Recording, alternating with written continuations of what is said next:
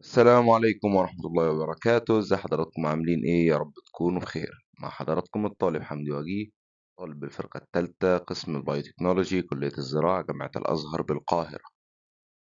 واستكمالا لسلسلة ليه أدخل، في فيديو النهاردة هنتكلم عن مظلة كتير منكم كان مستنيها، والمظلة دي بعنوان الإنتاج الغذائي.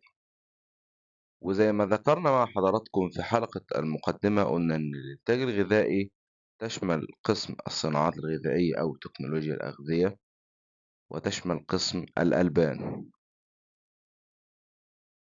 وبالتحدث عن قسم الصناعات الغذائية هنتناول نفس الخمس موضوعات اللي هي الثوابت اللي بنتناولها في كل مرة، من أول حلقة لآخر حلقة، في كل الأقسام، كل الشعب، كل البرامج. الخمس ثوابت دي هنذكر أولا التعريف. قسم الصناعات الغذائية هو قسم يهتم بتحسين إنتاجية الأغذية والذي ينصب في خدمة المجتمع. طيب، كلمة إنتاجية الأغذية المذكورة هنا، هل دي بتعني طعام فقط؟ لا، لا طبعا الإجابة لا، هي تعني طعام وشراب. بالطعام والشراب المجتمع هيتقدم، هيتحول من مجتمع نامي لمجتمع متقدم، الرفاهية بتاعت الناس اللي في المجتمع دي هتزيد. كل ده علشان حسنت إنتاجية الأغذية، وكمان صحة الناس هتزيد لأنها بقت تاكل غذاء صحي، وبتاكل غذاء بطريقة صحيحة. ففعلا التقدم كله بتقدم أو بتحسين إنتاجية الغذاء. طيب، شروط الالتحاق بقسم الصناعات الغذائية: حاصل على تقدير عام جيد جدا على الأقل في سنة تانية، وجيد على الأقل في سنة أولى، وتكون حاصل على جيد على الأقل في مادتي التخصص اللي هم الميكروبيولوجي والكيمياء الحيوية، وحضرتك هتدرسهم في سنة تانية الترم الأول. المواد الدراسية هنشوفها في السلايد القادم، فرص العمل هنشوفها في السلايد اللي بعده.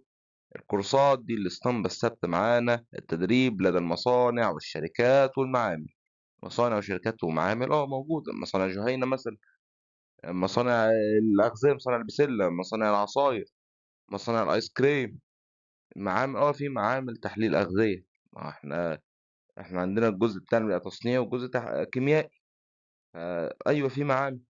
وإضافة لذلك في كورسات تانية هنذكرها برضو، يعني كورسات جديدة علينا، مش تدريبه بس، لا، في كورسات لازم أخدها علشان أكون متميز، ودي هنشوفها في سلايد قادم.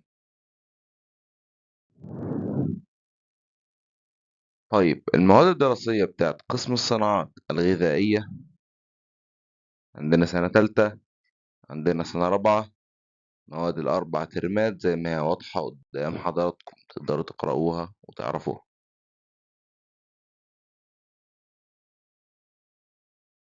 بالنسبة لفرص العمل في قسم الصناعات الغذائية، فرص العمل في القسم ده كتيرة جدا، هنذكر هنا بعضها نظرا لوقت الفيديو، وعلشان حضراتكم ما تزهقوش، وعلشان ما نكونش بنفتي في حاجة ما نعرفش فيها برضه، يعني ممكن نجيب معلومة غلط. فلا، ان انا بحاول على قد ما اقدر اجيب لكم الحاجات الموثقة والحاجات الصحيحة اللي موجودة فعلا، واللي ناس كتير اشتغلتها واعترفت بيها.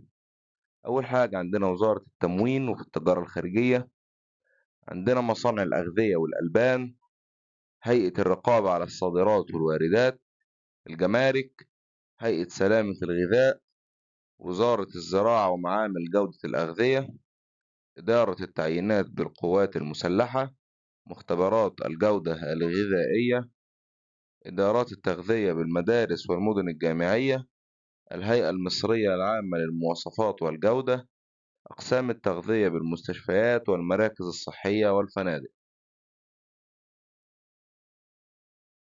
وبالنسبة للكورسات الإضافية اللي احنا قلنا هنذكرها في قسم الصناعات الغذائية، أحدها يا كورس الهايجين، كورس الهاسب، الايزو، الجي ام بي، التي كيو ام، البي ار سي، والسيجما 6. دي بعض الكورسات اللي لازم تاخدها علشان تكون متميز ومنفرد، وكمان علشان الشركات تقبلك عندها كمهندس إنتاج. طيب خلاص كده خلصنا حديث عن قسم الصناعات. نبدأ نتحدث عن قسم الألبان. التعريف بقسم الألبان إن ده قسم بيهتم بإعداد طالب عنده وعي في مبادئ وفروع علم الألبان وفي منتجاتها. فروع علم الألبان، هل في فروع زي بستين ومحاصيل كده؟ موجود. إيه هي طيب؟ عندنا كيمياء الألبان، ميكروبيولوجي الألبان، والتصنيع. ثلاث فروع دول هم فروع علم الألبان، واللي حضراتكم إن شاء الله تتطرقوا لدراستهم في مادة مبادئ علم الألبان وفي القسم كمان. شروط الالتحاق بالقسم، أنا بتحدث معاكم عن دفعة 2025 2026. يعني الشروط دي بتتغير كل سنة عن التانية، فما تاخدهاش كثابت. تكون حصل على جيد على الأقل كتقدير عام في الفرقة التانية، جيد جدا في مادة القسم اللي هي مبادئ علم الألبان اللي هتدرسها في سنة تانية في الترم التاني، جيد في الكيمياء الحيوية والميكروبيولوجي اللي درستهم في تانية الترم الأول. وزي ما قلت لكم إن دي شروط سنة 25 26، مش شرط تكون ثابتة. إضافة لذلك ضفنا شرط جديد، إن القسم هنا اتشرط إن هو عايز عدد معين. قال لك القسم يقبل 30 طالب فقط. معنى كده إن السنة الجاية ممكن يعوز 25، ممكن يعوز 50، ممكن يعوز 70، ممكن يعوز واحد، ممكن ما يعوزش. اه على حسب إمكانيات القسم. المواد الدراسية هنشوفها في السلايد اللي جاي. فرص العمل بتاعت قسم ألبان، تتوقع إيه هي؟ يعني احنا تحدثنا عن قسم صناعات كده وذكرنا بقى مصانع ومعامل وجمارك وكلام كتير. في الألبان حضرتك تتوقع إيه؟ مش احنا قلنا إن الألبان دي أحد فروع مظلة الإنتاج الغذائي؟ اه يبقى فرص عمل قسم الألبان هي فرص عمل قسم الصناعات، مش هنضيف عليها حاجة.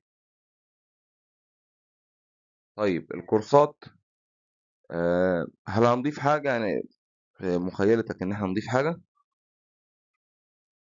برضو زي الصناعات هتقول له التدريب لدى المصانع والشركات والمعامل، وهتضيف عليها الكلام الكتير اللي احنا قلناه، اللي هو التي كيو ام والبي ار سي والهاسب والايزو والهايجين. الكورسات اللي احنا قلناها دي هتضيفها عليها.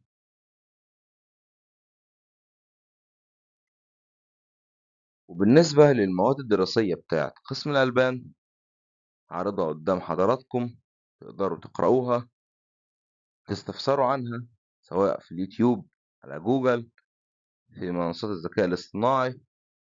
اسألوا أي حد من دكاترة القسم، طلاب القسم، بحيث تقدروا توصلوا اللي انتوا عايزين توصلوا له.